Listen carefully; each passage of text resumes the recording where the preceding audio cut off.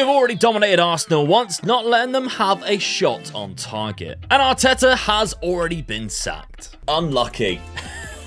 So keeping the fans happy and finishing above Arsenal is keeping them delighted for the minute. And that's because Arsenal are down in 15th place with ourselves just outside the top 4. And after topping our Champions League group ahead of Ajax, we have been drawn against Juventus in the round of 16. Kane is having a good year with 12 goals, but Erling Haaland already has 24. I feel very good. And we stopped last episode because of the World Cup break. So I guess we can have a look. Shocks are here that the USA topping England's group with 9 points to England's 4. Maybe England's not as overpowered as what we thought they would be. And Tunisia topped the group with France finishing second and Denmark last. Belgium and Canada being eliminated thanks to Croatia and Morocco, but the rest of the groups is kind of as what you'd expect. Second round sees England, France, USA, Argentina, Spain, Brazil, Croatia, and Cameroon all qualify, with the big names like Netherlands, Portugal, and Germany being eliminated. England then eliminated France, Brazil lost to Spain, Argentina to USA, and Croatia battered Cameroon, which could leave a very unexpected final from 2 of these 4 teams. And it's going to be an England versus Croatia final. USA finished in 3rd place, well done to them, but it was our man Harry Kane who scored the only goal in the World Cup final. So I was wrong, maybe they are still overpowered. Daniel Levy, by the way, upped our budget to £46 million so we can make a good signing in January. For some reason, we were also facing Leyton Orient just 3 days after the World Cup final. So I gave Harry Kane and Perisic a rest, but everyone who needs match fitness starts. We took the lead really early through Kulusevski, and you think this is going to be an easy match, but oh how we were wrong when Leyton Orient equalised late on. It took until the 92nd minute before we actually win the game through some class by Son to find Richarlison. Oh, and I've also changed the skin to the Work the Spaces TCS skin. The default skin is horrendously bland,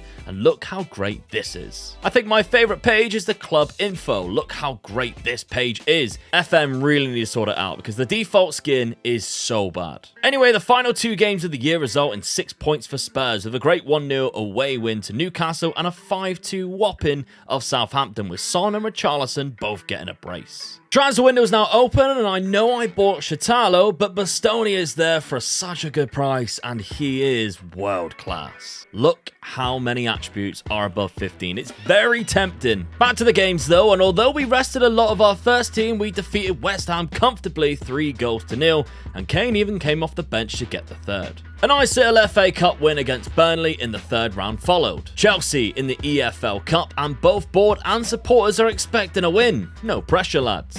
And we are without Heung-min Son, so this is our lineup. It was Wesley Fofana for Chelsea who scored within 10 minutes, but luckily for us, Bentancur can hit them, and hit them he did. But the ball by Kulusevski and the finish by Bryan Gill was indefendable, and we progressed through. I'm looking at my squad planner in the old squad depth screen and just struggling to see where I need to improve. I feel like it is time to start looking at Lloris's replacement. He is 36 after all, and he makes so many mistakes from what I've seen. So we head back to our old friend the recruitment focus and set out to find our first choice goalkeeper. And we put up all of our best guys for the job, including new scout David Trezeguet, who is definitely someone you want to pick up as a scout if you have the budget. Meanwhile, we signed Harry Kane to a new deal as he only had 18 months left, and I really didn't want to risk losing him. Back to the Premier League and away to 4th place Aston Villa, and Kulusevski scored the opener. A win here actually leapfrogs Villa into those Champions League spots, and Richarlison doubled our advantage with a lovely outside the foot finish. Harry Kane wrapped it up with a 3-1 victory with the 3rd before half-time. A huge signing for Arsenal, by the way, as Ruben Neves turns down a free transfer to Barcelona for 13th place Arsenal, who to be fair do have Bielsa in charge now. Our scouts also couldn't find any goalkeepers, so I need to change what we are looking for. And as soon as I change it to 3 stars, there are 4 players in there, which makes me wonder why they didn't just show them in the near matches. A bad game followed when we fell 1-0 to Brighton and lost single to 2 yellow cards. The Palace game 3 days later was much more prosperous for Spurs and youngster Bryan Gill, but in a 5-star performance, getting 2 goals and a 9.8 average rating. Our next 4 games are very Manchester based, with 2 legs against United, Stockport, which is only half an hour away in the FA Cup,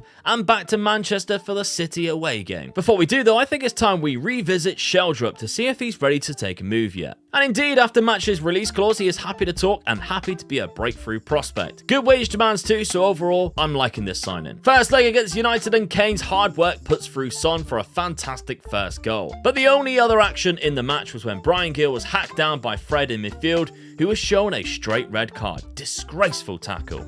He could have been killed. I started scouting Ramiro from Sociedad, who is described as a playmaking goalkeeper, which is exactly what I'm looking for, and looks okay with the attribute masking turned on. I also hate managing in the UK. Cheers, Brexit.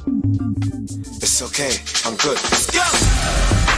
Upon appeal though, we got the permit accepted and the players signed. We might have also shipped Davinson Sanchez off with a future fee for £11 million if he plays 15 games. The semi-final second leg against United was disappointing, with a defensive mistake led to Ronaldo's epic volley. And we were eliminated from the competition thanks to Eriksen's 94th minute wonderful free kick. Manchester City next, and we were almost back to full strength with a lot of players returning from suspensions or injury. And the only goal of the game was scored by Heung-min Son thanks to Bentancur's assist. We've temporarily moved up to third place while we've played 2 games more than Liverpool, but it's good to have the points on the board. Old Erling though, he's stuck on 25 goals now after some poor form. He is atrocious, isn't he? After another win against Everton, we suffer 2 bad results in the Premier League against West Ham and Wolves. Round of 16 time then, and it's against Juventus. We had our work cut out when Heung-min Son was injured and missed the match, and Juve put us to the sword. De Sciglio bagged 2 assists off the back of Vlavic's header and Pogba's second. Let's not talk about the fact we also lose to Brentford, and that makes it 4 straight defeats, with Liverpool next. Make that 5 on the bounce. We lost 4-2. Piss off. Everything's going wrong. Everything's going wrong. So I've decided to change the tactics slightly. I'm going to go 2 up top and see how that pans out instead. Up in the tempo and working the ball into the box, as well as telling the boys to get themselves stuck in. We unfortunately went behind in the following match against Southampton from the penalty spot, but Basuma's outrageous interception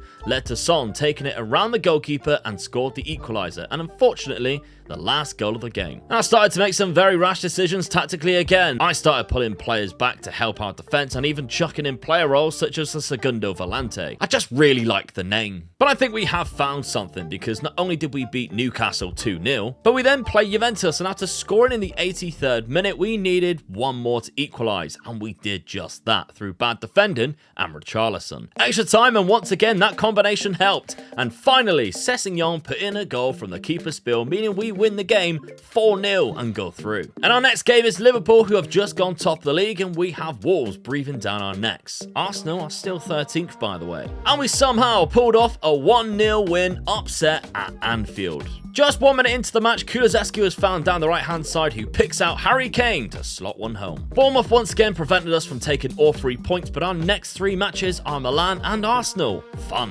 We went to Milan to begin with and soaked up all the pressure and unleashing Richarlison on the counter to win the game 1-0. And I actually think defensively we've been really secure at the back since the tactical change. The second tactical change. So against Arsenal, we looked our strongest as well and fully recovered from that Milan trip to the Champions League. North London derbies are always going to be tough, and Martinelli gave Arsenal the lead after just 11 minutes. However, after some fantastic work down the left-hand side, Richarlison's shot cannoned off the post for Son to put into the empty net. The favour was then returned when Son found Richarlison at the back post from a free kick, and he needed a rebound to score. But unfortunately, in the second half, Gabby Jesus scored a second for Arsenal, and the points were shared.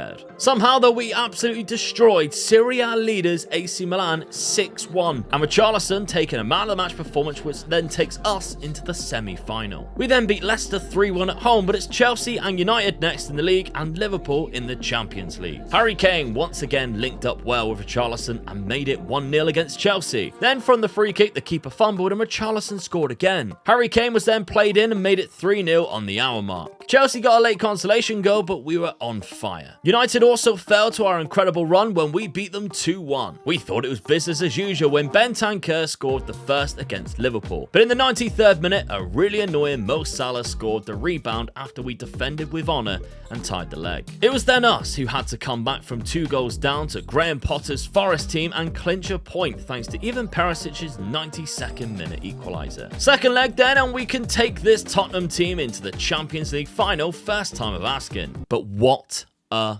game. It started off when Harry Kane stepped up to take a penalty, and it was saved. Richarlison then flicked the ball on, and Van Dijk made an awful decision, allowing Kane to give us the lead. Liverpool then carved us open and Mo Salah equalised. And he then took a penalty and did not miss. But thankfully we carried on fighting, and Richarlison played a tremendous pass to Harry Kane to score to make it 2-2 in the 95th minute. But in the 121st, Darwin Núñez scored and put Liverpool into the Champions League final. So our last remaining task is to make sure we finish in 4th place ahead of Wolves. And we also need to decide about the goalkeeper situation next season. Things didn't start too well when Fulham handed us another loss at home. And Leeds even took the lead against us, putting us at that point back into 5th place. But we fought back, and through Richarlison, we scored, and we scored again, and we ended up winning the game 4-1, with the Brazilian getting all 4 goals in a fantastic performance. Meaning that we do in fact clinch that 4th Champions League spot comfortably in the end,